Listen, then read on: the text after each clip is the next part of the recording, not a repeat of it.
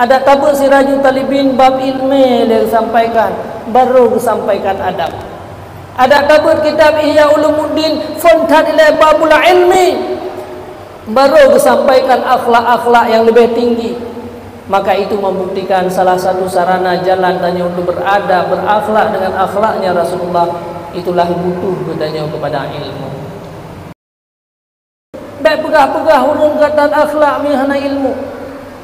Baik pegah-pegah urung kata akai mih tanpa adanya ilmu. Karena ilmu itu merupakan sarana atau jalan agar manusia mempunyai adab-adab yang mulia. Nadum-nadum na kalimat-kalimat bagdayo. Padahal menail medan, tapi cukup buat adab. Itu tidak, saudaraku sekalian. Karena ilmunya yang disimpan, yang amanah yang paling besar oleh Rasulullah sallallahu alaihi wasallam.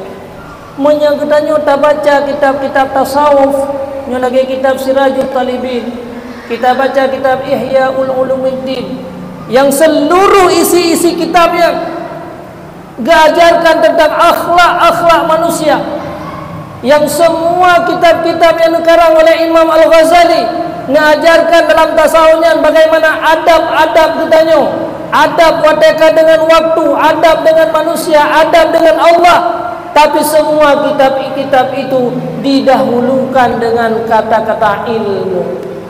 Itu apa artinya wahai saudaraku sekalian? Ada tabut Sirajul Talibin bab ilmu dia sampaikan, baru sampaikan adab.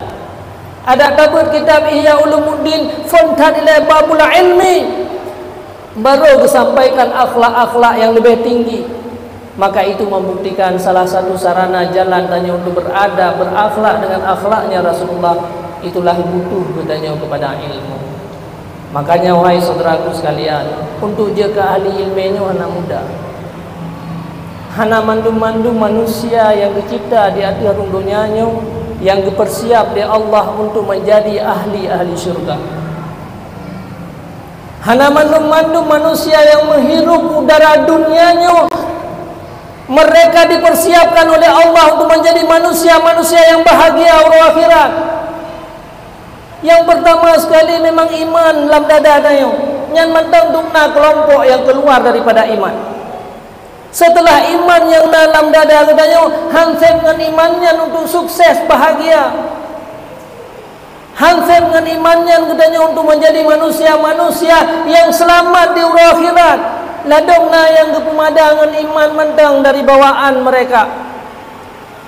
Makanya Rasulullah sampaikan dalam hadis, kullun nasi halki, manusia siapapun mereka, apapun jabatan mereka, sebanyak apapun harta yang mereka miliki, dimanapun mereka hidup, mereka merupakan manusia-manusia yang celaka dan mereka akan binasa.